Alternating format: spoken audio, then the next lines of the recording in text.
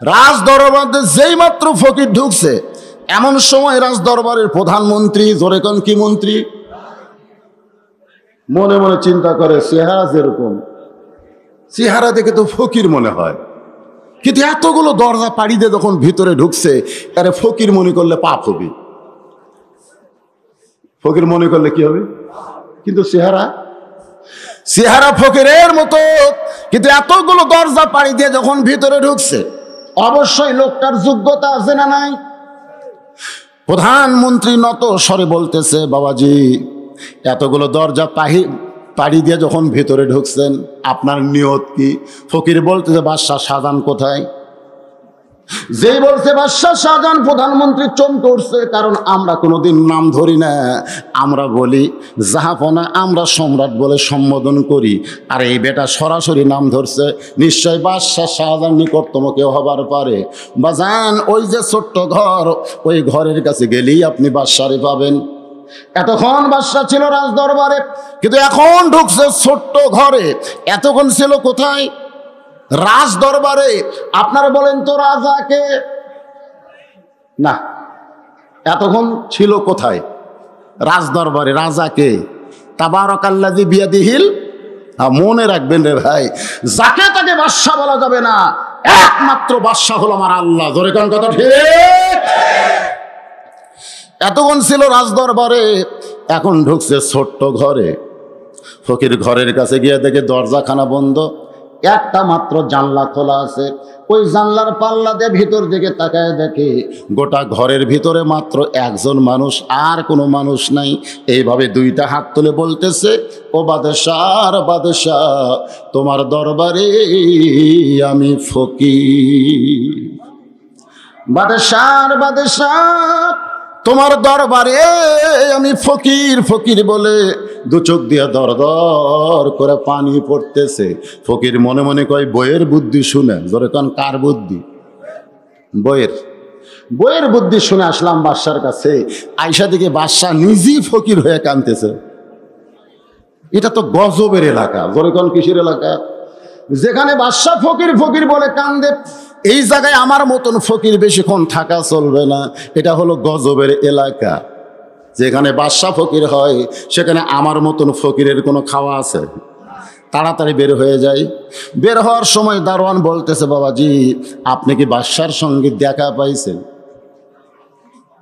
দারোয়ান বলতেছে, বাবাজি আপনি কি বাদশার সঙ্গে দেখা পাইছেন?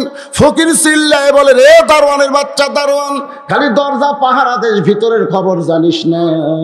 তোরা তাকে বাদশা বাদশা বলে পূজা করতেছিস, আমি নিজের চোখে দেখলাম ফকির হয়ে গেছে।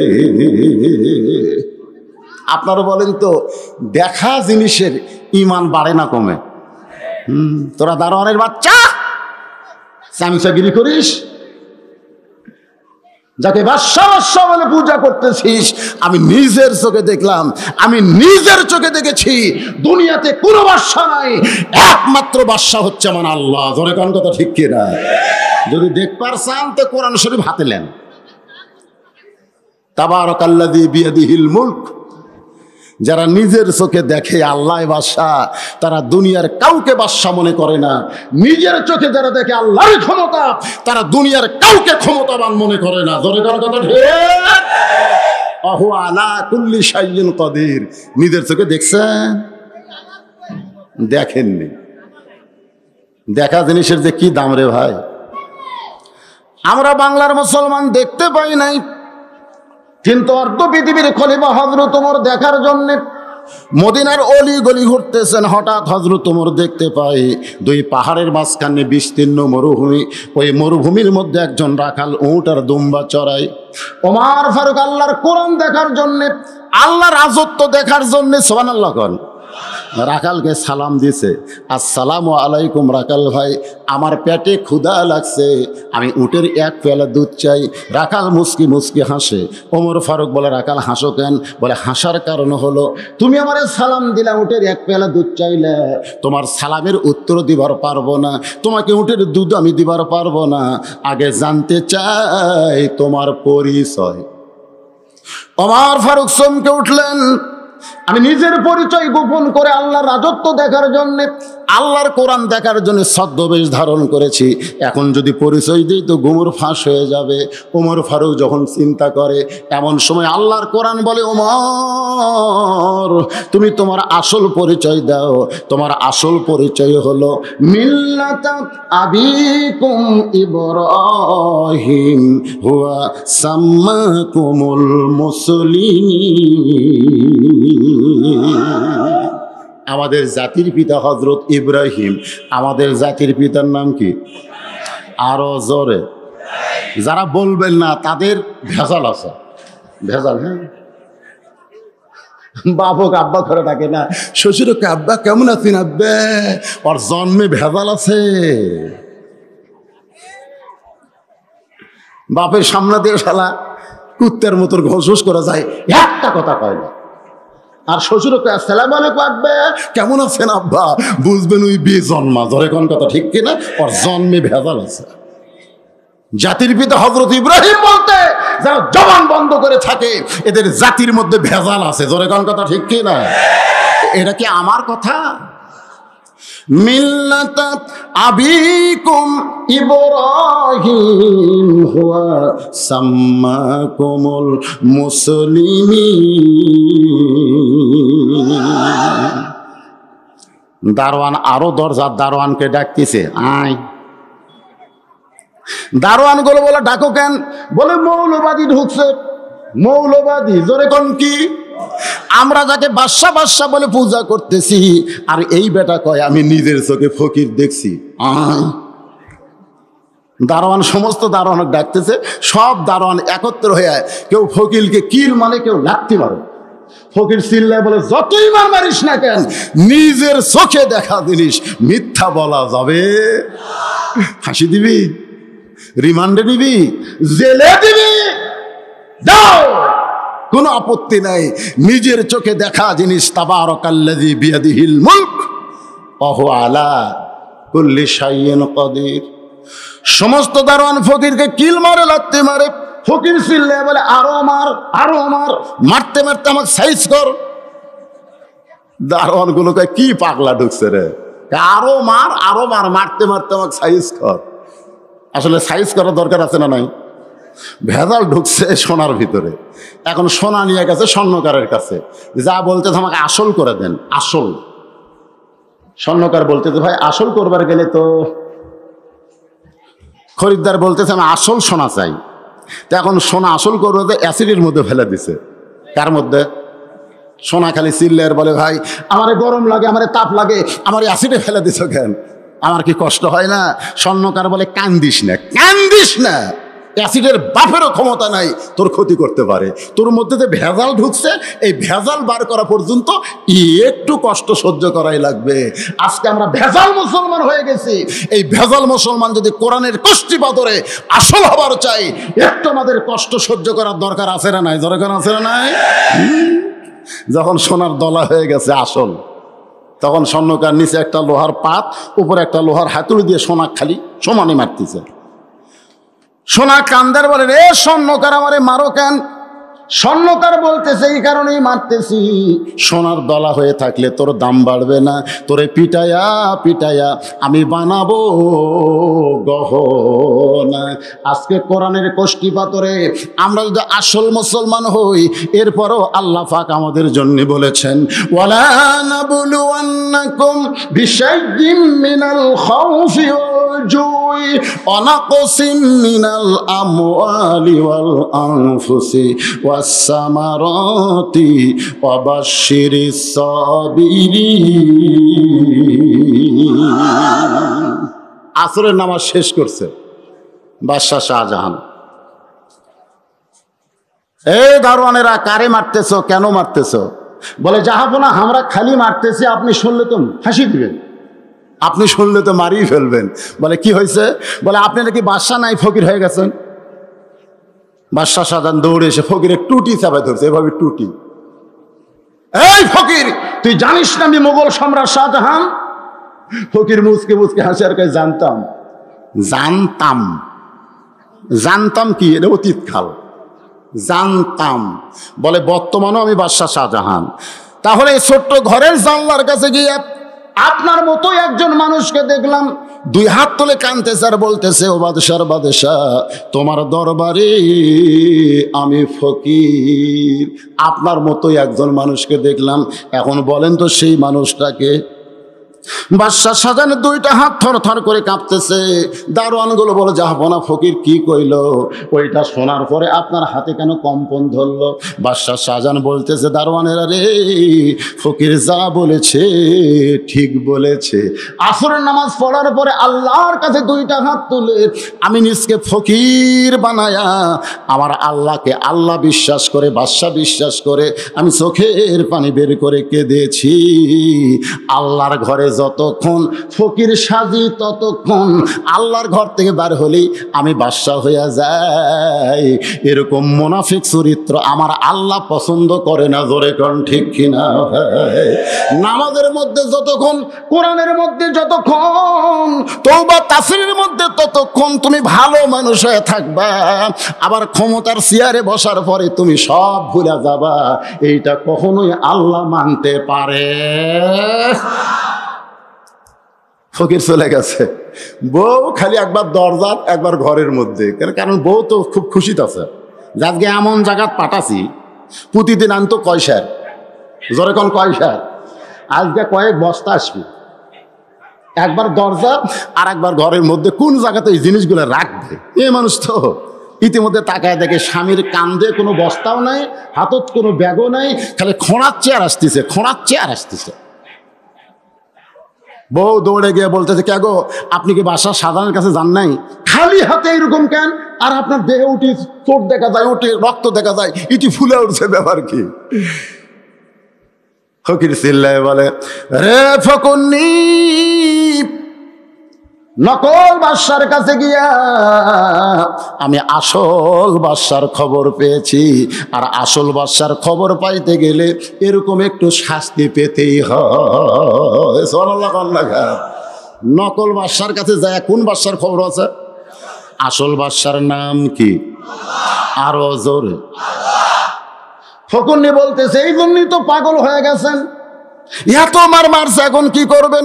ফকির বলতেছে, তরিকা পাইছি। তরিকা, তরিকা মানে রাস্তা। তরিকা মানে কি?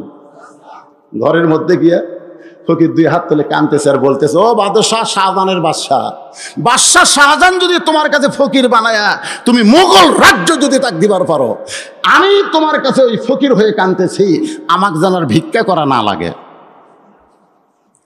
ভিক্ষা তোমার দরবারে করতেছি, আমার খাবার ব্যবস্থা করো। ওমা মিন দাব্বাতিন ইল্লা আলাল্লাহি রিজকুহা। আপনারা বলেন তো, রিজিকের ব্যবস্থা কার হাতে? আল্লাহ কোরআনে বলেছেন, ফালিয়াবুদু রাব্ব হাযাল বাইত আল্লাযী আত'আমাহুম মিন জু'ইন ওয়া আমানাহুম মিন খাউফ। ফকির যখন আল্লাহর কাছে কাঁদতেছে, ও বাদশার বাদশা, তোমার কাছে আমি খাবার চাই, তোমার কাছে ভিক্ষা চাই, মানুষের দরজাত ভিক্ষা করা আমার জায়েজ নাই। বউ সাইড থেকে বলতেছে, পিটুন খায়া পাগল হচ্ছে, কান্দে মরে গেল, তোমার বাড়িতে খাবার আসবে না, ভিক্ষা করবার যাও। আজকে আমাদের অনেকের এরকম বিশ্বাস, আল্লাহ দিবার পারে? যখন পারে, না না না, আল্লাহও লাগে, হিল্লাও লাগে। অনেকে বলে আল্লাহ খালি আল্লাহ দেওয়া, হিল্লাও লাগে, হিল্লা। আপনারা বলেন তো, লা ইলাহা ইল্লাল্লাহর মধ্যে কোনো হিল্লা আছে? কোনো হিল্লা নাই। একটু মনোযোগ দিয়ে শুনবেন, ফকির কাঁদতেছে কার কাছে? রাখাল বলতেছে, তোমার আসল পরিচয় দাও। ওমর ফারুক বললেন, আমার আসল পরিচয় হলো আমি একজন মুসলমান। রাখাল বলতেছে, মুসলমান যদি তোমার পরিচয় হয়, তাহলে তুমি দুধ চাইলা কার কাছে? কারণ আসল মুসলমান যারা হবে তারা চাওয়ার ব্যাপারে সতর্ক থাকবে। আসল মুসলমান আল্লাহ ছাড়া অন্য কারো কাছে চাবে। সঙ্গে সঙ্গে ওমর ফারুক কান্দার বলে, রাখাল ভাই, চাওয়ার ব্যাপারে আমার ভুল হয়ে গেছে। রাখাল বলতে, যে ভুলটা যখন স্বীকার করলাম, তাহলে তওবা করার সুযোগ আছে। ওমর ফারুক বলে আমি তওবা করতেছি। রাখাল বলে তুমি মূর্খ মানুষ, তুমি তওবা কেমনে করবা? কারণ চাওয়ার ব্যাপারে যারা সতর্ক হয় না তারা হলো দুনিয়ার সবচাইতে বড় মূর্খ। দরকার হলে ফাঁসির মঞ্চে যাবে। আসল মুসলমান কোনোদিন রাষ্ট্রপতির কাছে বাঁচার দরখাস্ত লেখবে না। আল্লাহুম্মা আমিন। জান্নাতের বাগান থেকে জান্নাতি মানুষদেরকে নিয়ে আমি গুনাহগার তোমার রহমতের দরজায় দুখানা হাত তুলেছি আল্লাহ। হাসরের ময়দানে জাব্বার আর কাহার নামের রূপ নিয়া তুমি যখন বিচার শুরু করবে, তোমার সামনে দাঁড়ায়া সমস্ত নবীরা নাফসি নাফসি বলে কাঁদতে থাকবে। এমন কঠিন অবস্থা হাসরে হবে, সেদিন সমস্ত নবী তার উম্মতকে ভুলে যাবে, শুধু বলবে আল্লাহ আমার কি হবে, আমার কি হবে। একমাত্র দরদি নবী শাফাতের কান্ডারি ইয়া রব্বি হাবলি উম্মতি বলে সেজদায় পড়ে যাবে। সেই কঠিন মুসিবতের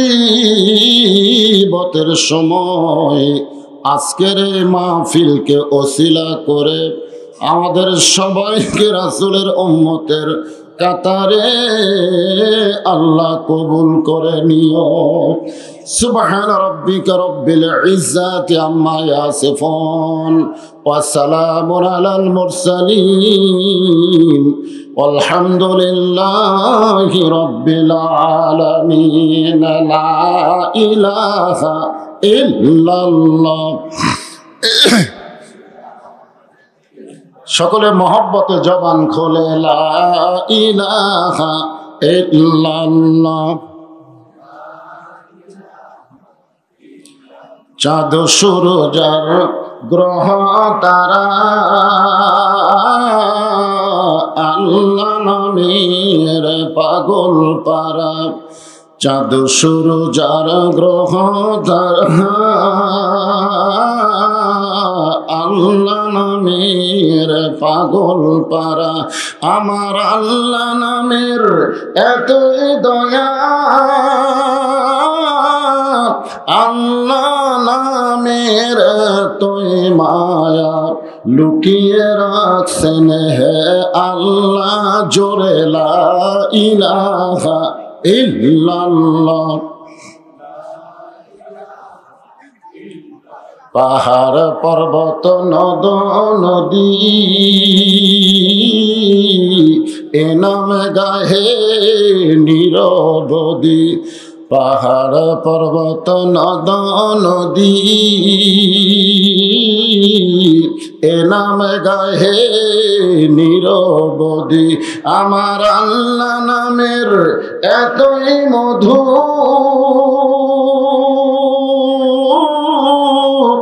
আল্লাহ নামের তুই জাদু, লুকিয়ে রাখছেন হে আল্লাহ জোরে লা ইলাহা ইল্লাল্লাহ। লা ইলাহা লা ইলাহা ইল্লাল্লাহ মুহাম্মাদুর রাসূলুল্লাহ। রাসূলের মহব্বতে জবান খুলে নবীর নাম শুনলে কি বলতে হয়? আপনারা বললেন না কেন? বলছেন মনে মনে মনে মনে জিকির করা যাবে, কিন্তু মনে মনে দরুদ পড়া যাবে না। কেন যাবে না? কারণ জিকিরের মালিক হচ্ছে আল্লাহ, আর দরুদের মালিক হচ্ছে মুহাম্মাদুর রাসূলুল্লাহ। মালিক চেনা লাগবে, মালিক। জিকিরের মালিক আমার অন্তরের খবর জানে, কিন্তু দরুদের মালিক আমার অন্তরের খবর জানে না। আমরা যে দরুদ পড়ি, একদল ফেরেশতা এখানে আল্লাহ নির্দিষ্ট করেছেন, আপনার মুখের দরুদ শুনে ওই ফেরেশতারা আপনার নামে রাসূলের রওজা মোবারকে দরুদগুলো পৌঁছায় দেয়। তো মনে মনে কইলে ফেরেশতারা শুনবে কেমনে?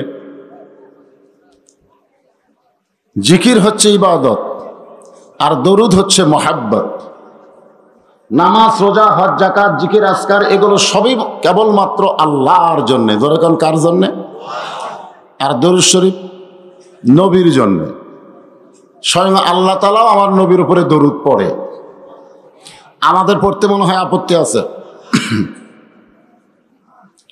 আজকে সিদ্দিকপুর, সিদ্দিক মানে কি? মাশাআল্লাহ, 1 নম্বর সাহাবী হযরত আবু বকর রাদিয়াল্লাহু তাআলা আনহুর একটা ডিগ্রি হচ্ছে সিদ্দিক। আবু বকর সিদ্দিক, এই গ্রামটার নাম মাশাআল্লাহ সিদ্দিকপুর। মাদ্রাসা কমিটি কর্তৃক আয়োজিত আজকের এই ঐতিহাসিক ওয়াজ মাহফিল। আজকের এই মাহফিলে সুদূর জামালপুর, জামালগঞ্জ, এটা আক্কেলপুর থানা, তাই না? জামালগঞ্জ থেকে আজকের এই মাহফিলের সম্মানিত সভাপতি জনাব ইসমাইল হোসেন টুকু সাহেব, আজকের এই মাহফিলের সম্মানিত সভাপতিকে অন্তরের অন্তঃস্থল থেকে আমি শুভেচ্ছা জ্ঞাপন করছি। সম্মানিত প্রধান অতিথি, গণমানুষের জননেতা, আপনাদের সম্মানিত এমপি সাহেব আলহাজ মোহাম্মদ সলিম উদ্দিন তরফদার সেলিম, আজকের এই মাহফিলে সম্মানিত বিশেষ অতিথিবৃন্দ, বিশেষ করে ইউনিয়ন পরিষদের সম্মানিত চেয়ারম্যান সাহেব, সকলকেই অন্তরের অন্তঃস্থল থেকে আমি শুভেচ্ছা জ্ঞাপন করছি। এ জাতির শ্রেষ্ঠ সন্তান নায়েবে রাসূল, আল ওলামা ওয়ারাসাতুল আম্বিয়া, আপনাদের মাঝে মাঝে যে সমস্ত আলেম ওলামা বসে আছেন, মাগরিবের নামাজের পর থেকে এত রাত পর্যন্ত কোরআন হাদিসের আলোকে যিনারা গুরুত্বপূর্ণ আলোচনা করে আপনাদেরকে শোনালেন, আলেম সহ আজকের মাহফিলের বক্তাগণকে অন্তরের অন্তঃস্থল থেকে আমি শুভেচ্ছা জ্ঞাপন করছি। এই মুহূর্তে আমার সামনে যারা বসে আছেন, অনেকে দাঁড়িয়েও আছেন, এই সাইডে অনেকে দাঁড়ায় আছেন, হ্যাঁ, বসা এবং দাঁড়ানো সমস্ত আল্লাহর বান্দাদেরকে অন্তরের অন্তঃস্থল থেকে আমি শুভেচ্ছা জ্ঞাপন করছি। আমি কিন্তু আপনাদের বলেছি আল্লাহর বান্দা। জোরে বলেন, কার বান্দা? এই বান্দার জন্যই কিন্তু আল্লাহ জান্নাত বানাইছেন। জান্নাত বানাইছে কে? আরো জোরে।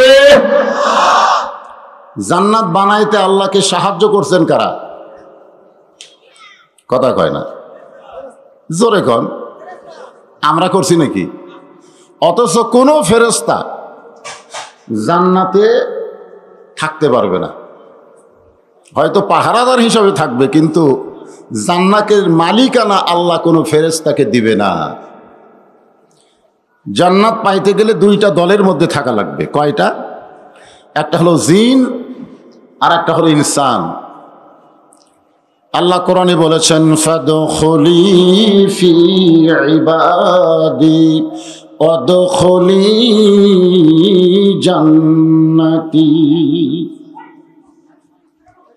একবার ফেরেশতা জিবরাইল আল্লাহর কাছে বলেছিলেন, আল্লাহ এত সুন্দর জান্নাত বানাইছেন, আপনার হুকুমে আমরা মিস্ত্রিগিরি করলাম, এই জান্নাতটা একটু দেখবার চাই। আল্লাহ বললেন, আমার কোনো আপত্তি নেই। ফেরেশতা জিবরাইল চমকে উঠে বলেছে, আল্লাহ জান্নাত দেখবার চাইলাম আর সঙ্গে সঙ্গে আপনি দরখাস্ত মঞ্জুর করলেন।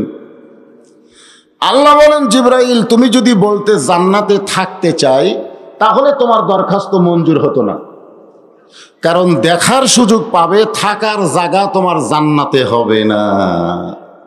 সুবহানাল্লাহ বললেন না? ফেরেশতা জিবরাইল বললেন, আল্লাহ আমার অপরাধ কি? আল্লাহ বললেন, তোমার অপরাধ হলো তুমি আমার বান্দা হতে পারোনি। আমার বান্দা হতে গেলে জিন এবং মানুষের মধ্যে তোমাকে হওয়া লাগতো। এখান থেকে প্রমাণ হলো ওমা খলাকতুল জিন্না ওয়াল ইনসা ইল্লা লিয়াবুদুন। আল্লাহর বান্দা হওয়ার জন্য কয় দল? একটা হলো জিন আর একটা কি ইনসানের বাংলা হলো মানুষ। ফেরেশতা জিবরাইল বলেন, আল্লাহ দেখার সুযোগ যখন পাইছি হাতছাড়া করব না, দেখার মধ্যেও মজা আছে। আপনাদের কি মনে হয় দেখার মধ্যে মজা আছে? মজা বোঝেন না? মজা মজা হ্যাঁ। আল্লাহ তাআলা ফেরেশতা জিবরাইলকে 600 পাখা দিয়েছেন। কয়শো? ফেরেশতা জিবরাইল দেখা আর আমাদের দেখা কিন্তু এক না। আমরা কি উড়ে উড়ে গিয়ে দেখি না হেঁটে হেঁটে দেখি? হ্যাঁ।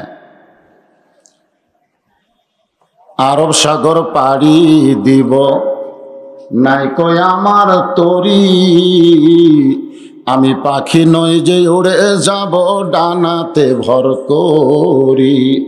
আমার স্বাদ আছে সম্বল নাই, করি কি উপায়, মনে বড় আশা ছিল যাব মদিনায়। আল্লাহ যদি আমাদেরকে পাখা দিত, আমরা প্রতিদিনই না পারলেও প্রতি মাসে একবার করে মদিনায় আমরা জুমার নামাজ পড়তাম। জোরে কোন কথা ঠিক কিনা? যে আজকে সেটাই সাহেব বলে গেল না যে আমি ঢাকায় যাব, সেখান থেকে আবার কোথায় যাব? ওমরা করতে যাব। আমাদের সকলের মনে এরকম মক্কা মদিনায় যাওয়ার আশা হয় কি হয় না? জোরে কোন হয় কি হয় না? কিন্তু যাওয়ার কি আছে? স্বাদ আছে, সাধ্য নেই। ফেরেশতা জিবরাইল 600 পাখা নিয়ে মানুষের জন্য, বান্দার জন্য আল্লাহ যে জান্নাত বানাইছেন সেই জান্নাত দেখার জন্য উড়াল দিলেন। আলোর চাইতে বেশি গতি জিবরাইলকে আল্লাহ দান করেছে। আলো প্রতি সেকেন্ডে 1,86,000 মাইল। তার চাইতে বেশি গতি আল্লাহ জিবরাইলকে দান করেছে। বলেন সুবহানাল্লাহ। সেই গতি নিয়ে দুনিয়ার 1 বছর পর্যন্ত জান্নাত দেখলেন। ফেরেশতা জিবরাইল বলে, আল্লাহ দুনিয়ার 1 বছর পর্যন্ত জান্নাত দেখলাম, এখন পর্যন্ত জান্নাতের সীমানা পাইলাম না। আল্লাহ ডাক দেয় বলে, জিবরাইল জান্নাত যদি হয় 16 আনা, তুমি সবে মাত্র দেখলে তার 1 আনা। ফেরেশতা জিবরাইল বলেন, আল্লাহ আর দেখব না। আল্লাহ বলে, দেখবা না কেন? জিবরাইল বলতেছে, পরের জায়গা আমার দেখা লাভ কি? পরের জায়গা পরের জমি। সবাই বলেন, পরের জায়গা পরের জমি, ঘর বানায় আমি রই, আমি কিন্তু ঘরের মালিক নই। পরের জায়গা। আমরা যে বাংলাদেশে বসবাস করতেছি, এ জায়গা কি আমাদের? যেরকম আমাদের। আল্লাহ বললেন, জিবরাইল পরের জায়গা তোমার দেখা লাভ নাই। এই বুঝটা বুঝলে তুমি 1 বছর পর, কয় বছর? এটা তোমার আগেই বোঝার দরকার ছিল। আজকে যারা আমরা দুনিয়াতে বসবাস করতেছি, আমরাও বুঝবো কয় বছর পর। জমিদারের ইচ্ছা মতন দেই না জমিন চাষ, তাই তো ফসল ফলে না রে দুঃখ 12 মাস। জমিদারকে আরো জোরে জোরসে বলুন। আচ্ছা, আপনারা সবাই বলেন না কেন? আমাকে এলাকায় 2 দল মানুষ আস্তে কথা কয়। কয় দল? একটা হলো মেয়ে মানুষ। মেয়ে মানুষ আস্তে কথা বলার পিছনে কারণ হলো জোরে বললে পর্দার খেলাফ হয়। আর এক দল হলো চোর। জোরে কোন কি? জোরে কথা বলে ধরা পড়ার ভয়। তা আপনারা কি মেয়ে মানুষ? আপনারা কি চোর? তাহলে আস্তে আস্তে কে? জোরে বলতে পারবেন না? জমিদারের ইচ্ছা মতন দেই না জমিন চাষ, তাই তো ফসল ফলে না রে দুঃখ 12 মাস। আমি খাজনা পাতি সবই দিলাম, তবু জমিন হয় যে নিলাম। এই দুঃখের কথা কারে কই, পরের জায়গা পরের জমি, ঘর বানায় আমি রই, আমি কিন্তু জায়গার মালিক নই। আল্লাহ যেভাবে ইচ্ছা করছে আমাদের বাংলাদেশকে চাষ করার জন্য, আমরা সেভাবে চাষ করতেছি না। আল্লাহর হুকুম বাদ দিয়ে আমাদের ইচ্ছা মতো আমরা চলতেছি। নিজের ইচ্ছা মতো চললে হবে না, চলতে হবে আল্লাহর হুকুম, নবীর তরিকা মোতাবেক। জোরে বলেন কথা ঠিক কি না? ফেরেশতা জিবরাইল বলে, আল্লাহ জান্নাত থেকে আমি বের হবই, কারণ যেখানে থাকাই যাবে না সেখানে ঘুরে লাভ কি? কিন্তু যাওয়ার আগে একটা প্রশ্ন করতে চাই। আল্লাহ বলে, জিবরাইল কি প্রশ্ন করবে? জিবরাইল বলতেছে, এত বড় জান্নাত যেই বান্দার জন্য আপনি তৈরি করেছেন খামাখা। খামাখা মানে কি? অযথা। এত বড় জান্নাত যেই বান্দাদের জন্য আপনি তৈরি করেছেন, আমার মনে হয় এরা জান্নাত দেখে কোনোদিন শেষ করতে পারবে না। আল্লাহ বলেন, জিবরাইল আমার বান্দাকে জানো, কিন্তু আমার বান্দারে তুমি চিনো না। আমার বান্দা সম্পর্কে তোমার জানা আছে কিন্তু চিনা নাই। জোরে কোন কি নাই?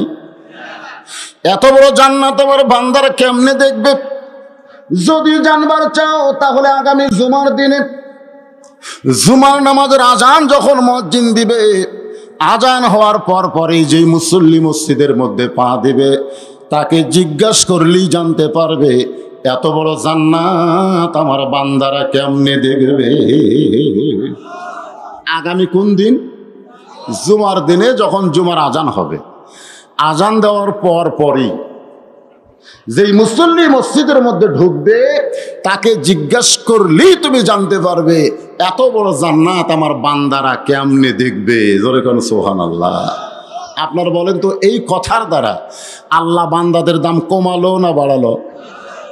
আপনাদের তো মনে হয় ফেরেশতার দাম বেশি নাকি? কোনো মানুষ যদি খুব ভালো হয় না, তখন আমরা বলি লোকটা ফেরেশতার মতো। তখন লোকটা বুকের উপর থাবা দেয়, রে আমার ফেরেশতার সাথে তুলনা করছে। আসলে ফেরেশতার সঙ্গে যদি আমাদেরকে কেউ তুলনা করে তাহলে আমাদের প্রমোশন হয় না ডিমোশন হয়। কেউ যদি বলে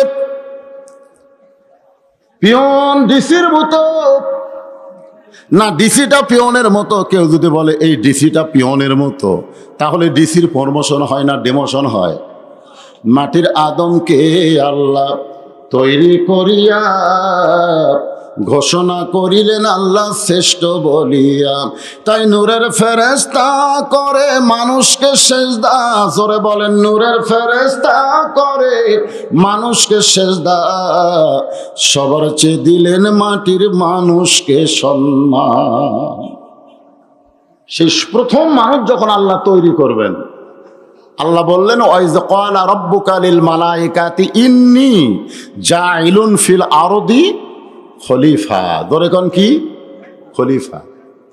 আমি যে সূরা আপনাদের সামনে একটা আয়াত তেলাওয়াত করেছি সেটা হলো তাবারাকাল্লাযী বিয়াদিহিল মুলক ওয়া হুয়া আলা কুল্লি শাইইন কাদির। গোটা পৃথিবীর রাজত্ব, কর্তৃত্ব, মালিকানা কার হাতে? সমস্ত ক্ষমতার মালিক কে? মানুষকে আল্লাহ রাজত্ব করার জন্য দুনিয়াতে পাঠাই নাই, মানুষকে আল্লাহ পাঠাইছেন খলিফা হওয়ার জন্য। ধরে কোন কি হওয়ার জন্য? যখন আদমকে তৈরি করেনি তখন আল্লাহ ফেরেশতাদের সামনে বললেন, রে ফেরেশতারা, আমি দুনিয়াতে খলিফা প্রেরণ করতে চাই। খলিফা। আজকে আমাদের বাংলাদেশে মানুষ রাজত্ব করে। জোরে কোন কি করে? আপনারা বলেন তো, রাজত্বের মালিককে? এটা বিশ্বাস হচ্ছে না। সারাদিন ভিক্ষা করে 2 কেজি চাল নিয়ে বাড়িতে আসে। ফকিরের বউ রাগ করে কয়, সারা জীবন ভিক্ষা করা লাগবে, শান্তি হবে না।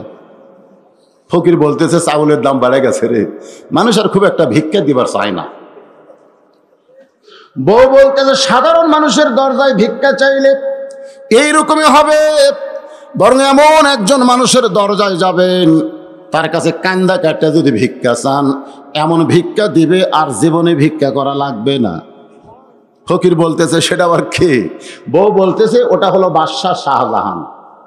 নাম কি? বাদশাহ শাহজাহান। আসলে বাদশাহ কি শাহজাহান না বাদশাহ আল্লাহ? ধরে বলেন, বাদশাহ কে? তাবারাকাল্লাযী বিয়াদিহিল মুলক। কোনো মানুষ বাদশা হতে পারে না, কোনো মানুষ প্রেসিডেন্ট হতে পারে না। কিন্তু আমরা এখন ঠিক কিনা? হ্যাঁ, বইয়ের বুদ্ধি শুনে ফকির পরদিন সকালবেলায় বিসমিল্লাহ বলে বাদশাহ শাহজাহানের রাজ দরবারে, বিশাল দরজা, একজন দারোয়ান লাঠি নিয়ে দাঁড়ায় আছে। ফকির মনে মনে চিন্তা করে, জীবনে বহু দরজা ভিক্ষা করলাম, এরকম লাঠিওয়ালা মানুষ তো দেখিনি। ফকির যখন বিশাল দরজার দিকে যাবার চাই, সঙ্গে সঙ্গে দারোয়ান লাঠি তুলছে। এরকম লাঠি তুলে বলতেছে, এই বেটা কোন দিকে আসিস? ফকির বলতেছে, আমি বাদশাহ শাহজাহানের কাছে যাব। দারোয়ান বলতেছে, আমার দেহের দিকে তাকা আর লাঠির দিকে তাকা। তোর মতন ফকির এই দরজা দিয়ে কোনোদিন প্রবেশ করতে পারবে না। এই দরজা দিয়ে যারা প্রবেশ করবে, বাদশাহ শাহজাহানের উজির নাজির মন্ত্রী আত্মীয় স্বজন যারা, কেবলমাত্র তারাই প্রবেশ করবে, কোনো ফকির প্রবেশ করতে পারবে। ফকির মনে করে চিন্তা করে, বউ কইছে, বউ। এখন ফকির কি করবে? আল্লাহ কোরআনে বলেছেন, উদউ ইলা সাবিলি রাব্বিকা বিল হিকমা। ডাইরেক্ট যখন তুমি না পারবা, তখন তোমাকে হিকমত অবলম্বন করা লাগবে। আপনার বলেন তো, ফকিরের বুদ্ধি আছে না নাই? যখন আছে না নাই? ফকিরের কিন্তু বুদ্ধি আছে, কিন্তু ফকুন্নির নাই। মা চারটা ভিক্ষা দাও, বেটার বউ বলতে চারটা না, 4 সের দেবো, 4 সের। তো ফকুন্নি ভিতরে ঢুকে বলতে, 4 সের কেন দিব মা? বলে, শাশুড়ি আমার এই গাল দিয়ে অন্য বাড়ির পান খাবার গেছে, এই সুযোগে তুমি ভিক্ষা চাইছো, তোমার 4 সের চাল দিলাম, তুমি যেন কাউরে কইও না। ফকুন্নি বলতেছে, আমার কি ঠেকা পড়ছে, আমি কাউরে কমো না। ওই 4 সের চাল পায় রাস্তার মধ্যে গুদগদ করতেছে, ওই বাড়ির বেটার বউ আমার 4 সের চাল দিয়ে কইলো কাউরে কইও না, আমার কি ঠেকা পড়ছে, আমি কাউরে কমো না। তা একজন বলতেছে, বাবা ফকুন্নির বেটি গদগদ করে কি বলো? বলে, কিছু না বাবা, ওই বাড়ির বেটার বউ আমার 4 সের চাল দিয়ে কইছে কাউরে জান কইও না, আমার কি ঠেকা পড়ছে, আমি কাউরে কমো না। ফকিন্নি যারে কাছে যায় তার কাছেই বলে, আর বলতেছে কাউরে কমো না। একটা ফকুন্নির বেটি যদি 4 সের চাল সামলাবার না পারে, তাকে যদি বাংলাদেশ সামলাবার দেন, পারবে? আরো জোরে, জোরসে বলো, জোর হলো না, আরো জোরে। সামনে রমজান মাস আসতেছে, বুঝবার পারবেন ঠেলা কাক। আল্লাহর বান্দার একটু মনোযোগ দেন। ফকির হিকমত অবলম্বন করে এক দৌড়ে গিয়া দারোয়ানের 2টা পা খপ করে সাইফা ধরছে। যে দারোয়ান লাঠি তুলছে সে দারোয়ানের কি ধরছে? এর নামে হিকমত। 2টা পা ধরে কান্দের বলে, ভাই আমি একটু ভিতরে ঢুকতে চাই। দারোয়ান বলতেছে, তুই আমার পা ধরে তো লাভ নেই, কারণ তুইও যা হামু তাই। তুই ভিক্ষা করে খাস আর আমি দরজা পাহারা দিয়ে খাই রে পাগলা, আমরা একই মানুষ। তুই ভিক্ষা করে খাস, আমি দরজা পাহারা দিয়ে খাই, আমার পা ধরে লাভ নাই, কারণ আমি দরজা খুলে দিলেই তুই বাদশাহ শাহজাহানের কাছে যাইতে পারবি না। আরো 15টা দরজা আছে। কয়টা? প্রত্যেকটা দরজা একটা করে দারোয়ান এরকম লাঠি নিয়ে দাঁড়ায় আছে। আমি তোরে ছাইরা দিলে পরের দারোয়ান তোরে পিটুন দিবে। ফকির বলতেছে, তুমি শুধু ছাইরা দাও, পরের দারোয়ান দিবে কি দিবে না সেইটা আমার ব্যাপার। দারোয়ান ঠাট্টার স্থলে দরজা খুলে দিছে। ঠাট্টা বলছে না, যা পিটুন খেয়ে এমনি আসবি। দারোয়ান ঠাট্টা করে যখন দরজা খুলে দেয়, ফকির দরজা খোলা পায়, ভিতরে ঢুকে দেখে 100 গজ দূরে আর একটা দরজা। যেই দরজার কাছে দারোয়ান সঙ্গে সঙ্গে লাঠি তুলে বলতেছে, এই ফকির ঢুকলা কেমনে? সুবহানাল্লাহ কোন? এই ফকির ঢুকলা কেমনে?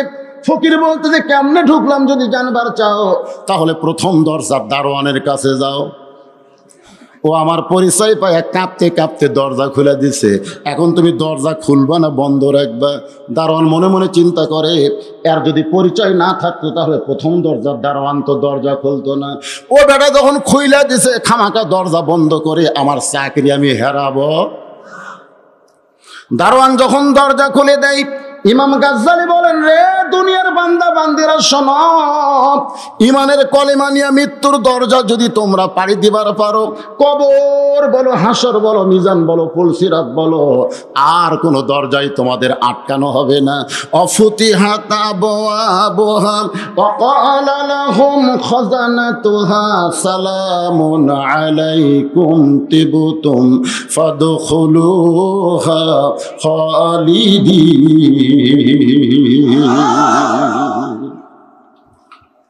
একই কায়দায় ফকির সব দরজা খুলে রাজ দরবারের মধ্যে ঢুকছে। দরকার কোথায়? রাজ দরবার। আসল মুসলমান জানে যে যার কাছে আমি বাঁচার দরখাস্ত লিখবো ও নিজেই তো বাঁচবে না। আমাদের বাংলাদেশে 3টা রহমান ক্ষমতার চেয়ারও থেকে মরছে। একটা হলো বঙ্গবন্ধু শেখ মুজিবুর রহমান, একটা হলো জিয়াউর রহমান, আর একটা হলো জিল্লুর রহমান। এই 3টা কিন্তু প্রেসিডেন্ট থাকা অবস্থায় মারা গেছে। জোরের কথা ঠিক কিনা? তাহলে কি বুঝতেছেন? প্রেসিডেন্ট কিছুই না, আল্লাহ হচ্ছেন বাদশাহ, আর আমরা সবাই হলাম কি?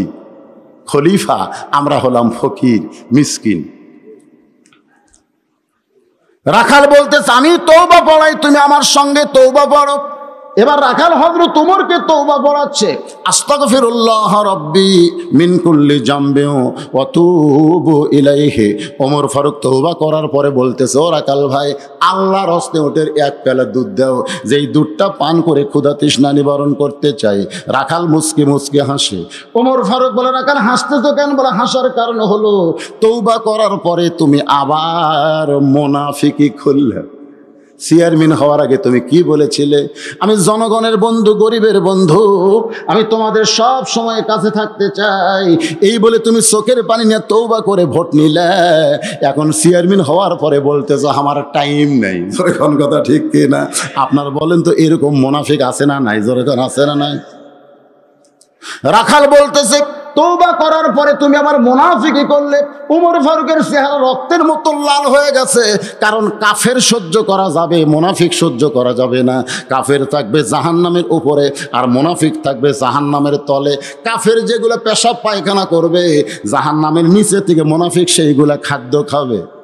সাহাবেরা বললেন, এ রাসূলুল্লাহ, এই বদমাইশ মুনাফিক কোন দলের মধ্যে আবাদ হবে? আল্লাহ নবী বলেন, ইহুদি, খ্রিস্টান, বৌদ্ধ, হিন্দুর মধ্যে কোনো মুনাফিকের আবাদ নাই। মুনাফিকের আবাদ হবে মুসলমানের ভিতরে। এই মুহূর্তে গোটা পৃথিবীর মধ্যে সবচেয়ে মুনাফিকের ফ্যাক্টরির দেশের নাম হলো বাংলাদেশ। গোটা পৃথিবীতে এত মুনাফিক কোনো দেশে নেই। আপনারা বলবেন, হুজুর এত বড় কথা কোন? দেখেন কিন্তু কোনো ওয়াজ শোনেন, আপনি নিজের ধরা খাবেন। কে রে, আমি কি রে? ওমর ফারুক বলে, রাখাল, আমার মধ্যে মুনাফিকের কি দেখলে? রাখাল বলতেছে, লিমা তাকুলু মা লা তাফআলুন। তোমার মুখের সাথে অন্তরের মিল নাই। তুমি সত্যি করে বলো তো, আমি কি উটের মালিক? আমি যদি উটের মালিক হইতাম তুমি আমাকে রাখাল বলতো না। যখন তুমি আমাকে রাখাল বলেছো, তখন তোমার মন বলতেছে আমি উটের মালিক না। আর মালিক বাদ দা রাখালের কাছে আল্লাহর হস্তে চাইলেও রাখাল দিবার পারবে। আমার ওয়াজে আপনারা শুনছেন, এটা আমার জীবনেই ঘটছে। কেবল টেস্ট থেকে নামছি, ইতিমধ্যে এক লোক দৌড়ে এসে বলতেছে, হুজুর হাতের মধ্যে একটা কসকসা টাকা দিয়ে দোয়া করেন। এগুলো কি দোয়া ভাই? বলে, আমার বইয়ের পেটে বাচ্চা হয়েছে, আল্লাহ যেন একটা পুত্র দেন। যেই কইছে, আমি পকেট থেকে 200 বের করার দিলেন। কয়, হুজুর আমি তো টাকা চাইনি। আমি বললাম, পাগলা, তুইও জাহামতে। আমি পরপর 3টা মেয়ের বাপ, আমি নিজে। আমার দোয়া দিয়ে যদি পেটের বাচ্চা পুত্র হয়, তাহলে আল্লাহ আমাকে একটা অন্তত পুত্র দিত। কারণ যতবার আমার বইয়ের পেটে বাচ্চা হয়েছে, প্রত্যেকবার আমি দোয়া করছি, আল্লাহ একটা পুত্র দাও। তা আমার দোয়া দিয়ে আমার বইয়েরটাই হয়নি, তোর বইয়েরটা হবে? তখন বলে, হুজুর তাহলে আপনি টাকা আপনি নেন, আমারটা আমার দেন। যেই দিছি ওই টাকা নিয়ে দৌড় দিচ্ছে। আমি পিছন দিক দিয়ে খপ করে ধরে বললাম, কোথায় যাবি? বলে, যেই হুজুরের বেটা চলে আসে আমি তার কাছে দোয়া চাবো। আমি বললাম, কোনো হুজুরের কাছে না, কোনো পীরের কাছে না, কোনো বাবার কাছে না, কোনো মাজারে নয়। মুসলমান যদি পাইতে চায়, কেবলমাত্র আল্লাহর কাছে চাইতে হবে। রাখাল বলে, পথিক, সত্যি যদি আল্লাহর হস্তে উঠে 1 পেয়ালা দুধ চাও, তাহলে এখান থেকে মালিকের বাড়ি হলো 10 মাইল দূরে। ওই মালিকের দরজাত গিয়ে বলো, মালিক তোমার রাখাল উট আর দুম্বা চড়াই, তুমি মালিক যদি হুকুম দাও তাহলে রাখাল আল্লাহর হস্তে উটের 1 পেয়ালা দুধ দিবে। উমর ফারুক বলে, রাখাল ভাই অত দূর মালিকের বাড়ি যাওয়ার দরকার নাই, বরং তোমাকে 2টা টাকা দিলাম, এই 2টা টাকার বিনিময়ে তুমি উটের 1 পেয়ালা দুধ দাও। রাখাল মুসকে মুসকে হাসে। ওমর ফারুক বলে, রাখাল হাসো কেন? বলে, হাসার কারণ হলো তুমি হযরত উমরকে চেনো। সুবহানাল্লাহ। রাখাল হযরত উমরকে বলতেছে, তুমি কি হযরত উমরকে চেনো? যদি হযরত উমরকে চিনতে তাহলে এই কথা বলার সাহস তুমি পাইতা না। রে পথিক, তুমি কি জানো হযরত উমর আল্লাহর কোরআন দিয়ে রাষ্ট্র চলায়? আল্লাহ হচ্ছেন বাদশাহ আর উমর হলো খলিফা। যারা খলিফা হবে নিজের আইন দিয়ে চলবে না, তার আইনে চলবে, বাদশার আইনে চলবে। আল্লাহর কোরআন দিয়ে যেদিন থেকে রাষ্ট্র চলে সেদিন থেকে উমরের গুপ্ত বাহিনী যদি দেখতে পাই তুমি আমারে 2 টাকা ঘুষ দিছো আর আমি মালিক বাদ দিয়ে তোমাকে উটের 1 পেয়ালা দুধ দিলাম, তাহলে তোমাকেও ধরবে আমাকেও ধরবে। এই বয়সে কি তুমি ধরা পড়বার চাও? ওমর ফারুক বলে, রাখাল ভাই তাহলে চলো আমরা পাহাড়ের গুহার মধ্যে যাই, এই গুহার মধ্যে গিয়ে তোমার গোপনে 2 টাকা দিব, তুমি গোপনে ওটের 1 পেয়ালা দুধ দিবে, তাহলে তোমাকেও ধরতে পারবে না, তোমার মালিকও জানতে পারবে না। সঙ্গে সঙ্গে রাখাল চিল্লায় বলে, ভণ্ড, তুমি ভণ্ড, তুমি ভণ্ড। ওমর ফারুক বলে, রাখাল আমার মধ্যে ভণ্ডামির কি দেখলে? রাখাল বলে, পথিক ওই গুহার মধ্যে দেওয়া নেওয়া করলে উমরের গুপ্ত বাহিনী দেখতে পাবে না, আমার মালিক জানতে পারবে না, কিন্তু রাখালের আল্লাহ দেখতে পায়। লিল্লাহে তাকবীর। আজকে প্রত্যেকটা জিনিসের দাম ব্যবসায়ীরা বাড়া দিচ্ছে, জোরে কোন কথা ঠিক কিনা? যেই শোনে ম্যাস্টেট আসতেছে, ম্যাস্টেট, উরি বাবা। কতগুলো আবার কয় সিসি ক্যামেরা আছে, সিসি এক শালাকের ইমান নাই। সিসি ক্যামেরা পুলিশের চিন্তা মুসলমান কোনোদিন করতে পারে না। মুসলমানের চিন্তা হলো তোমার 2 কান্দে 2 মোহরি লেখিতেছেন ডায়েরি, 2 কান্দে 2 মোহর। কে গান গালি গুনাহ হবে? তোমার 2 কান্দে 2 মোহরি লেখিতেছেন ডায়েরি, দলিল দেখে রায় দিবে, দলিল দেখে রায় দিবে, টাকা পয়সার নাই কারবার। আছেন আমার মুক্তার, আছেন আমার বারিস্টার, সেই বিচারের হাইকোর্টেতে তিনি আমায় করবেন পার। আমি পাপী, তিনি জামিনদার, মনের ঘরে তালা দিয়া চাবি নিয়ে আছেন সাই। আমি অধম সাধ্য কি তার, আমি অধম সাধ্য কি তার, হুকুম ছাড়া বাইরে যাই, হুকুম ছাড়া বাইরে যাই। সেই দিন সে স্টেশনে থাকবে নানান প্যাসেঞ্জার, দ্রুত জানে পার হবে সে টিকিট কাটায় আছে যার। পারাপারে থাকলে তারা সঙ্গে নিও গাড়ি ভাড়া, পারাপারে থাকলে তারা সঙ্গে নিও গাড়ি ভাড়া। জবাবদিহি করতে হবে, জবাবদিহি করতে হবে, ধরলে টিকিট কালেক্টর।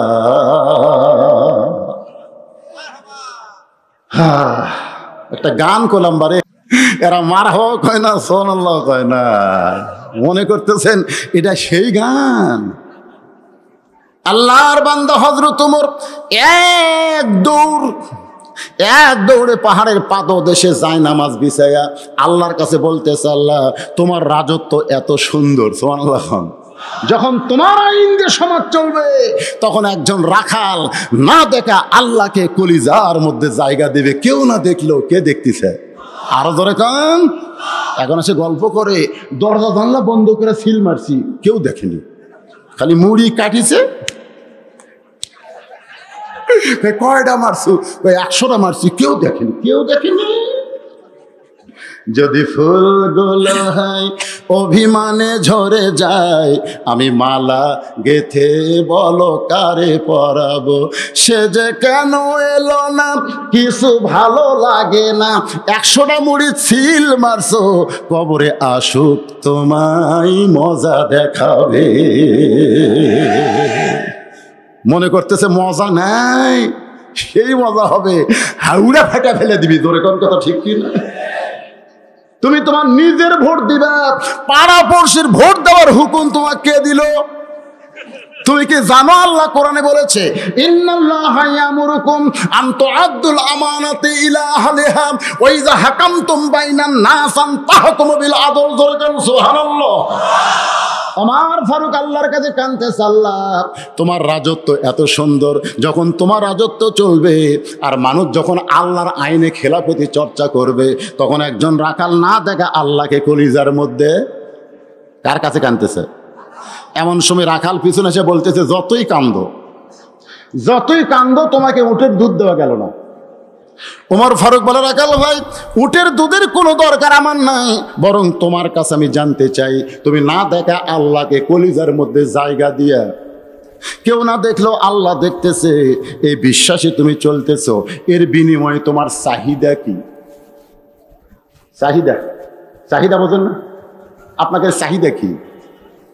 এই কতক্ষণ চাহিদা কি? আমির হামজা জেলখানাত বন্দি করে রাখছে।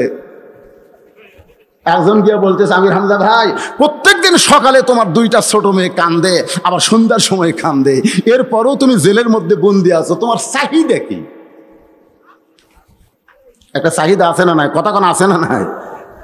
ওমর ফারুক বলে, রাখাল রোদে পুড়ে পুড়ে তুমি রাখালি করতেছো, তোমার ভালো কোনো খাবার নাই, ভালো কোনো চাকরি নাই, ভালো কোনো বাড়ি নাই, এরপরেও তুমি আল্লাহর আইন কোরআন মানতেছো, এর বিনিময়ে তোমার চাহিদা কি? দুনিয়াতে তোমার কোনো শান্তি হলো না, তোমার চাহিদা কি একটু বলবা না? রাখাল চোখের পানি বের করে বলে, পথিক আমার চাহিদা যখন জানতে চাও তাহলে শোনো, আমার চাহিদা হলো রব্বানা আতিনা ফিদ দুনিয়া হাসানাতাও ওয়া ফিল আখিরাতি হাসানা ওয়া কিনা আযাবান নার। ওমর ফারুক বলে, রাখাল ভাই আমি তোমার চাহিদার কথা জানতে চাইলাম আর তুমি কোরআনের আয়াত করলে। রাখাল বলে, তুমি আসলেই মূর্খ। ওমর খুচ্চন করছে, তুমি আসলেই মূর্খ। আমি কোরআনের আয়াত দিয়ে দুটা চাহিদার কথা বললাম, একটা হলো দুনিয়ার সৌন্দর্য, একটা হলো আখিরাতের সৌন্দর্য। দুনিয়ার সৌন্দর্য হলো হযরত উমরকে আমি এক নজর দেখতে চাই, যে উমর খেলাফত চর্চা করে, আল্লাহ রাজত্ব আল্লাহর কোরআন দিয়ে চালায়, সেই হযরত উমরকে যদি একটা নজর দেখতে পাইতাম তাহলে দুনিয়ার চাহিদা আল্লাহ আমার পুরা করত। আমার 2 নম্বর চাহিদা হলো, আমি রাখাল যখন মরে যাব, অধম রাখালকে আল্লাহ যেন জান্নাত দেয়। ওমর ফারুক দৌড়ে এসে রাখালের হাতটা এরকম ধরে 3 বার চুমু খাচ্ছে। রাখাল বলে, কি পাগলা রে, আমার ঘামাতে চুমা দিলে? ওমর ফারুক বলে, রাখাল ভাই তোমার 2 নম্বর চাহিদা আল্লাহ পুরো করছে, মরার সঙ্গে সঙ্গে আল্লাহ তোমাকে জান্নাত দিয়ে দিবে। রাখাল মুসকি মুসকি হাসে। ওমর ফারুক বলে, হাসো কেন? বলে, হাসার কারণ হলো মরে গেলে জান্নাত পাবো, এই বাকি কথা ভালোই কও। এই কথা সবাই বলতে পারে, টাকা দিলে 10 বেস্ত ফসাফস, টাকা দিল 20 আল্লাহ বেস্ত দিয়ে দিস, এইরকম দোয়া সবাই করবার পারে। মরে গেলে জান্নাত পাবো এই কথা তুমি সহজেই বলতে পারলে, কিন্তু হযরত ওমরকে এক নজর দেখতে পাবো এই কথা বলতে তোমার কোন জায়গাত বাজে? ওমর ফারুক মনে মনে চিন্তা করে, যে রাখাল আমাকে তওবা পড়াছে, জোরে কোন কি পড়াছে, যেই রাখাল আমাকে মুনাফিক কইছে, যেই রাখাল আমাকে ভণ্ড কইছে, এখন যদি বলি আমি ওমর, বলাও সারা, রাখাল হার্ট ফেল করে মরাও সারা। কয়েকদিন আগে একটা আপনার ফেসবুকে দেখছেন, ভাইরাল হয়েছে, এক লোক বলতেছে আমি বেতন পাই 9,000, জোরে কোন কয় হাজার, এই চাউল আর সয়াবিন তেল কিনতে আমার টাকা শেষ, এখন আমি কি করব, আমি কি খাবো, এই বলতে বলতে একেবারে ভাইজান ওটা আবার ফেসবুকে ভাইরাল হয়ে গেছে, ওই হার্ট অ্যাটাক করছে। বর্তমানে সরকার করোনা হয়ে কত মানুষ মরতেছে এই চিন্তা করবার, যে হার্ট অ্যাটাকে যে হাজার হাজার মানুষ মরতেছে ওদিকে খেয়ালই নাই, জোরে কোন কথা ঠিক, খালি একটা মরা বন্ধ করতেছে, করোনা হয়ে যার না মরে, অন্যদিকে মরা পাউন্স হয়ে যায়। 3 বছরে করোনা হয়ে মরছে মাত্র 29,000, এটা নিয়ে সরকারের চিন্তা। প্রতি বছরে ক্যান্সার হয়ে মরতেছে 50,000, ওদিকে সরকারের কোনো টেনশন নেই। হাই রে করোনা, সব লাখ বান্ধে ঘুরে বেড়ায়। আমাকে এলাকার আগে গরুরা তখন আবাদ খাইতো, তখন গরুর মুখত কি দিত, এখন সব গোমাই দিয়ে ঘোরে, ঘোরেন, অসুবিধা নাই।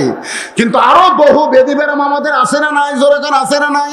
আল্লাহুম্মা ইন্নী আউযু বিকা মিনাল বারাস ওয়াল জুনুন ওয়াল জুজাম ওয়া মিন সাইয়িল আসকাম। আল্লাহ করোনা থেকে আমাদের হেফাজত করুক, জোরে কান আমিন। রাখাল বলে পথিক, হযরত ওমরকে এক নজর দেখতে পাবো, এই কথা বলতে তোমার কোন জায়গাত বাজে? ওমর ফারুক মনে মনে চিন্তা করে, আমি যে ওমর, এই কথা রাখালকে কেমনে বলবো? এমন সময় আল্লাহর কোরআন বলতেছে, ওমর ডাইরেক্ট যদি বলবার না পারো, ডাইরেক্ট তুমি যে ওমর এটা যদি ডাইরেক্ট বলবার না পারো, তাহলে এটার নাম কি? বর্তমানে আমরা বক্তারা ডাইরেক্ট কোনো কথা বলবার পারতেছি না, কারণ ডাইরেক্ট বললে বিপদ। এই জন্য সরাসরি এরকম না বলে, হ্যাঁ, ওমর ফারুক যদি বলে আমি ওমর, বলাও সারা মরাও সারা। এখন ডাইরেক্ট যদি বদরশিদ বলে বড়াও সারা ধরা পড়াও সারা, তোর কথা ঠিক। তা আমি ধরা পড়বো, এমনি তো সবগুলো ধরা পড়িছে, এখন যদি আমিও পড়ি তাহলে তো বিপদ হয়ে যাবে রে ভাই। ওমর ফারুক বললেন, রাখাল সত্যি যদি হযরত ওমরকে দেখবার চাও, তাহলে ফজরের নামাজ তোমাকে সামনে কাতারে আদায় করা লাগবে। ফজরের নামাজ যদি সামনে কাতারে আদায় করো, তাহলে মেহরাবের দিকে লক্ষ্য করে দেখবা যে মানুষটা ইমামতি করতেছে ওই মানুষটি হলেন হযরত ওমর। রাখাল ছোট বাচ্চার মতন কান্দে। ওমর ফারুক বলে, রাখাল কান্দো কেন? রাখাল বলতেছে, আমি বারান্দায় নামাজ পড়ি, আমি মসজিদের ভিতরে ঢোকার সাহস পাই না, কারণ মসজিদের মধ্যে দামি দামি সাহাবী, ওই দামি দামি সাহাবীর মধ্যে আমি রাখাল কেমনে যাই, এই জন্যে বারান্দায় নামাজ পড়ি ভাই। ওমর ফারুক বলে, রাখাল তুমি কম দামি বারান্দায় নামাজ পড়ো, মসজিদের মধ্যে দামি দামি, এই কথা তোমারে কে বুঝাইলো? আল্লাহর আইন হলো ইন্না আকরামাকুম ইনদাল্লাহি আতকাকুম। ওই ব্যক্তি সবচাইতে দামি হয় যার কলিজার ভিতরে আল্লাহর বেশি ভয়।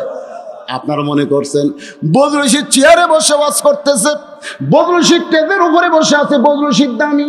আসলে আমি দামি না, আপনাদের মাঝখানে এমন একজন মহামানব বসে আছে যার তাকওয়ার কারণে আল্লাহ গোটা মাহফিলকে কবুল করে নিবে। কোনো সময় মিছে মনে করবেন না যে উপরে বসে থাকলেই তার দাম বেশি, এটা মনে করবেন না। কারণ মুদির দোকানে যখন পাথর সাজায়, আপনারা খেয়াল করে দেখবেন নিচে যে পাথর থাকে 1000 গ্রাম, তার উপর 500, তার উপর 200, তার উপর 100, তার উপর 20। আপনারা নিচে তারা বসে আছেন, আপনারা 1000 গ্রাম রে, সভাপতি ছাড়া, ইল্লা সভাপতি ছাড়া আমি হলাম 20 গ্রাম। আপনি জানেন অনেক বক্তার জিবা টানা বের করে ওই জিবার মধ্যে জাহান্নামের কলা বসানো হবে, জাহান্নামের কলা। মাথার টুপি থাকবে, হাউড়া দাড়ি থাকবে, ফেরেশতারা টানে টেনে জাহান্নামে নিয়ে যাবে। তখন আপনারা বলবেন, আল্লাহ এই হুজুরের ওয়াজ শুনে আমল করে আমরা জান্নাতে হলাম, হুজুর কোথায় নিয়ে যান? আল্লাহ তখন বলবে, লিমা তাকুলু মা লা তাফালুন, এই বক্তা ওয়াজ করছে কিন্তু আমল করেনি, এই জন্য বক্তাকে জাহান্নামে নিয়ে যাচ্ছি। তখন আপনারা বলবেন, আল্লাহ এই হুজুর ওয়াজ শুনে আমরা জান্নাতে যাচ্ছি আমল করে, হুজুরকে জান্নাত দেন। আল্লাহ তখন বলবে, অলা তাস্তাহি আনফুসুকুম, হুজুরের কারণে নয়, শ্রোতার কারণে আমি হুজুরকে জান্নাত দিয়ে দিলাম। কে দামি কে কম দামি এইটা বারান্দা, ভিতর না রাখাল রে, ভিতরে যারা নামাজ পড়ে তারা দামি, তুমি কম দামি, এ কথা তোমারে কে বুঝাইছে? যদি হযরত ওমরকে দেখবার চাও, তাহলে ফজরের নামাজ তোমাকে সামনে কাতারে আদায় করা লাগবে। রাখাল বলতেছে, তাহলে আজকে এশার নামাজের পর আমি বাড়িতে যাব। ওমর ফারুক বললেন, কেন? বলে, এশার নামাজ পড়ে যদি বাড়িতে যাই, তাহলে ফজরের নামাজ সামনে কাতারে কেমনে পাবো? এই জন্য এশা থেকে ফজরের নামাজ সামনে কাতারে ধরার চেষ্টা করা লাগবে। ওমর ফারুক বললেন, রাখাল ভাই 3 ওয়াক্ত নামাজ তাড়াতাড়ি, আসর মাগরিব এশা, এই 3 ওয়াক্ত নামাজ হলো তাড়াতাড়ি, আর এশা থেকে ফজর, ফজর থেকে জোহর, এই 2 ওয়াক্ত লম্বা কেন? রাখাল বলতেছে, আমি জানি না। ওমর ফারুক বললেন, শোনো, ফজর থেকে জোহর লম্বা সময় দেওয়ার কারণ হলো ওই লম্বা সময়ের মধ্যে চাকরি করবে, ব্যবসা বাণিজ্য করবে, খেতে খামারে কাজকাম করে দেহের যে ক্ষয় হবে, এশা থেকে ফজর লম্বা সময় দেওয়ার কারণ হলো ওই লম্বা সময়ের মধ্যে ঘুম পারলে আল্লাহ তাআলা ওই ক্ষয়গুলো পুরা করে দিবে। এখন বলো, এশার নামাজ পড়ে তুমি যদি ফজর ধরবার চাও, তোমার চোখত যদি ঘুম ধরে, তাহলে তুমি কি করবা? রাখাল বলতে যে পথিক, ঘুমটা যদি ধরে তাহলে মসজিদের মধ্যে ঘুমায়া যাব। যেই বলছে মসজিদের মধ্যে ঘুমাবো, ওমর ফারুকের চেহারা রক্তের মতন লাল। এই মসজিদের মধ্যে ঘুম পাড়ার দলিল দে। তুই যে বললি ঘুম যদি ধরে তাহলে মসজিদের মধ্যে ঘুমায় যাব, ঘুম পাড়ার একটা দলিল থাকা লাগবে না? মা তাকুম রাসূলু ফাখুযুহু ওয়া মা নাহাকুম আনহু ফান্তাহু। আমার নবী যেটা করেছেন সেটা করা লাগবে, নবী যেটা করেনি সেটা করা যাবে। কথা কন না কেন? সবাই জোহর নামাজ পড়ে বাড়িতে গেছে, ওরা 3 জন 4 ফ্যান দিয়ে, 3 মুসল্লি কয় ফ্যান? 4 ফ্যান দিয়ে গল্প করতেছে।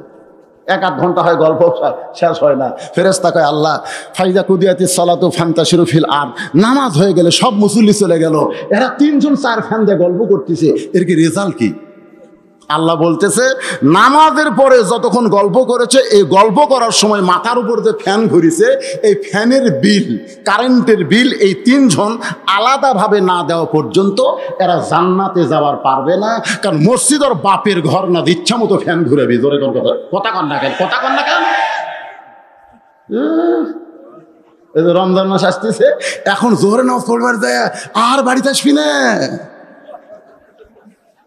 ওই টাইস মুছে ওটি কাথবি।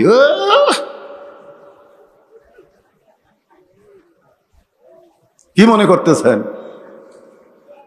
আল্লাহর বান্দা হযরত ওমর বললেন, রাখাল আযানের গুরুত্ব দিও।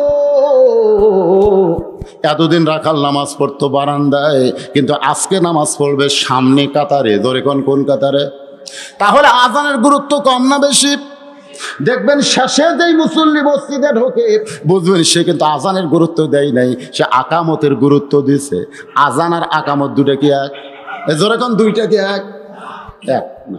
আজান দিয়ে যা শুনে যারা আসে, ওরা সামনে কাতার, দ্বিতীয় কাতার, তৃতীয় কাতার পায়। আর যারা আকামত ধরবার আসে, আকামত, ওরা কিন্তু ওই যে আপনার মহাদেবপুর কেন্দ্রীয় মসজিদে নামাজ পড়বি ঠিকই, কিন্তু খালি ঘড়ি দেখবি। যেই দেখতেছে আর 1 মিনিট পরে জামাত শুরু হবে, তাড়াতাড়ি তালা দিয়ে তাড়াতাড়ি তালা মারছে, মারে দৌড়ে এসে শেষ কাতারে বারান্দায় আল্লাহু আকবার।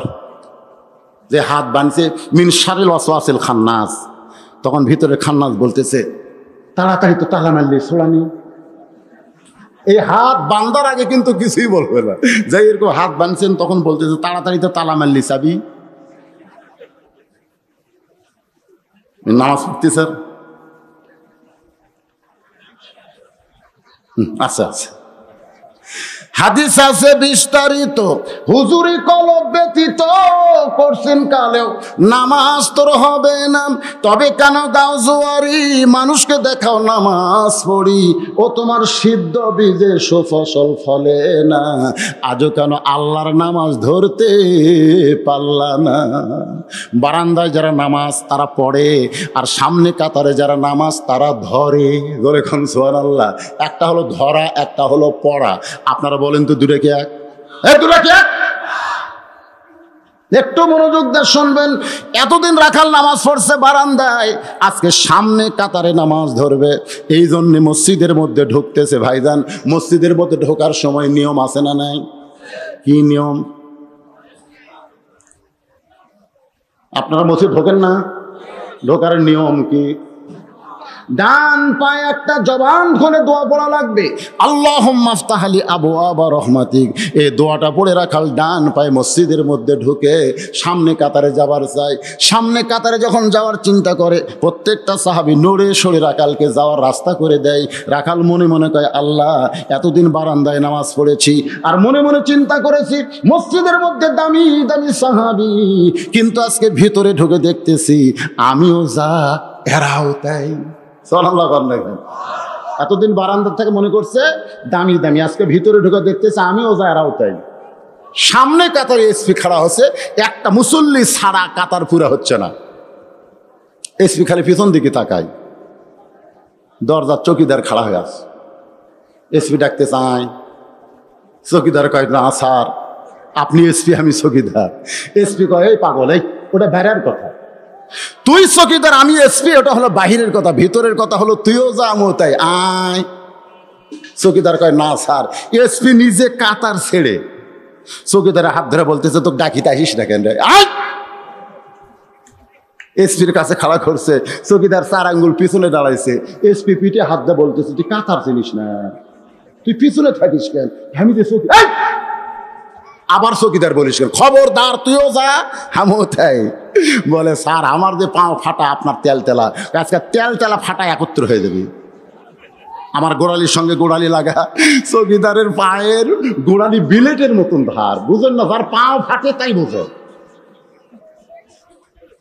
একই বিছনায় স্বামী স্ত্রী ঘুমাতে গেলে যদি স্বামীর পাও ফাটা বউয়ের পায়ের সঙ্গে ঘষ্টন খায়, বউ বলবে মহরনা মাফ করে দিলাম, তুমি খাট পাল্টাও, ধরে কোন কথা ঠিক কি না বাজান।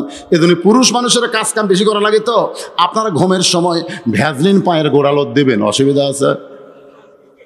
চকিদারের পায়ে এসপির পা গোড়ালির সঙ্গে গোড়ালি মিল করে নামাজ আদায় করতেছে। চকিদার চোখের পানি বের করে কান্দার বলে আল্লাহ, বাহিরে আমি চকিদার এসপি, কিন্তু ভিতরে ঢুকে আমরা ভাই ভাই। এমন তোমার ঘরের সমাজ আমরা বাংলাদেশে চাই, কারণ মসজিদে চলে আল্লাহর আইন আর সমাজে চলে মানুষের আইন। যখন মানুষের আইন চলবে তখন মানুষ উঁচু নিচু ধনী গরিব হবে, আর যখন আল্লাহর আইন চলবে সব দল ভাঙ্গা মানুষ এক কাতার হয়ে যাবে।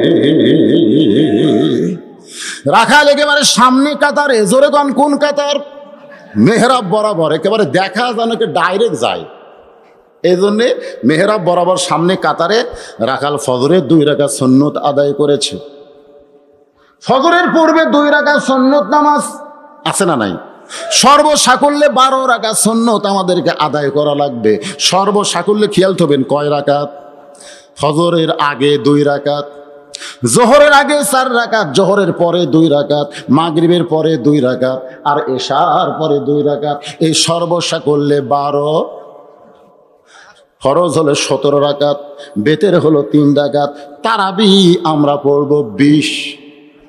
কথা কয় না, না কমাবার চাচ্ছেন নাকি? কিরে বাজান, কিছু বলবার চাচ্ছেন? না না, রাত কিছুই হয়নি। ফকির কান্তে স্যার বলতে আল্লাহ, ও বাদশা শাহজাহানের বাদশা, মনে আছে না ভুলে গেছেন? বাদশা শাহজাহানের বাদশা শাহজাহান যদি ফকির হয়ে মোগল রাজ্য পায়, তাহলে হামাক তুমি বরকতের খাবার দিবার পারবা না। এমন ভাবে আল্লাহর কাছে কাঁদতেছে, তরিকা শিখছে, নিয়ম। তরিকা মানে নিয়ম। ফকুন্নি কাছে গিয়ে বলতেছে, যতই কান্দো 1 ফোঁটা ভিক্ষা পাবা না, যদি বাঁচবার চাও তাহলে মানুষের দরজাত যাও। ফকির ছিল, ওই ফকুন নেই, তুই আমার ইবাদতের মধ্যে কি? এটা সবচাইতে বড় ইবাদত, সুবহানাল্লাহ কন না কেন? আদ-দুআ মুখুল ইবাদত। সমস্ত ইবাদতের ভিতরে আল্লাহর কাছে চাওয়াটা হলো সবচাইতে বড় ইবাদত।